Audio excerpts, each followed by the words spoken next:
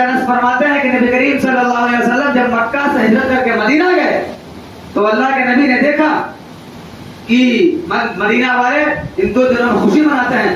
آپ نے پوچھا ما ھذان یومان، یہ 2 دن کیسے ہیں؟ تم لوگ اس میں خوشیاں مناتے ہو، یہ 2 دن کیسے ہیں؟ تو لوگوں نے کہا کنا نلعب فیہما فی الجاہلیہ، ہم زمانے جاہلیت میں ان دونوں دنوں میں کھیل کود کرتے تھے، خوشیاں منایا کرتے تھے. اب یہاں پر غور کریے، یہی 2 دن ہیں، انہی 2 دنوں میں زمانے جاہلیت میں اہل مدینہ خوشی منایا کرتے تھے. لیکن ہمارے نبی نے کیا کہا؟ ان اللہ قد ابدلکم بہما خیرا منہما، اللہ نے تمہیں ان 2 دنوں کے بدلے میں ان سے بہترین 2 دن دیے ہیں. اور وہ دن کون سے ہیں؟ یوم الاضحیٰ و یوم الفطر. یوم الاضحیٰ یعنی عید الاضحیٰ اور عید الفطر. پتا کیا چلا کہ زمانے جاہلیت میں اہل مدینہ جن 2 دنوں میں خوشی منایا کرتے تھے، اس لفظ کو یاد رکھیے، خوشی منایا کرتے تھے، اس میں کھیل کود کیا کرتے تھے. نبی نے کیا کہا کہ اللہ نے تمہارے ان 2 دنوں کے بدلے میں تم کو اس سے بہترین 2 دن دیے ہیں، لہذا ان 2 دنوں میں تم خوشی منا سکتے ہو.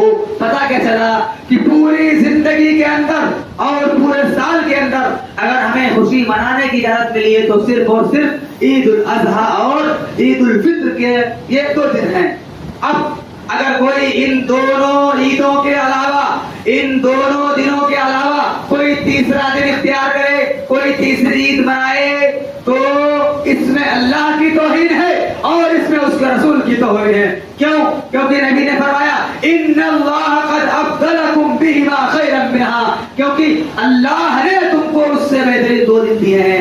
پتا کیا چلا اگر آدمی ان 2 دنوں کے علاوہ کوئی تیسری عید مناتا ہے، کوئی تیسرا تہوار مناتا ہے اور کوئی تیسرا دن خوشی کے لیے مقرر کرتا ہے تو وہ اللہ کی عطا کی توہین کرتا ہے اور نبی کی عطا کی توہین کرتا ہے. کیوں؟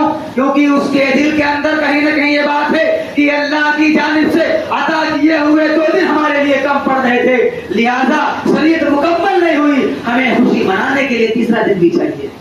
تو ایسی صورت میں اللہ کی بھی توہین ہے، اس کے نبی کی بھی توہین ہے، اللہ اس کے رسول کی عطا کی بھی توہین ہے. اور کہیں نہ کہیں ایسا آدمی شریعت اسلامیہ کی تکمیل ہونے پر انگلی اٹھاتا ہے.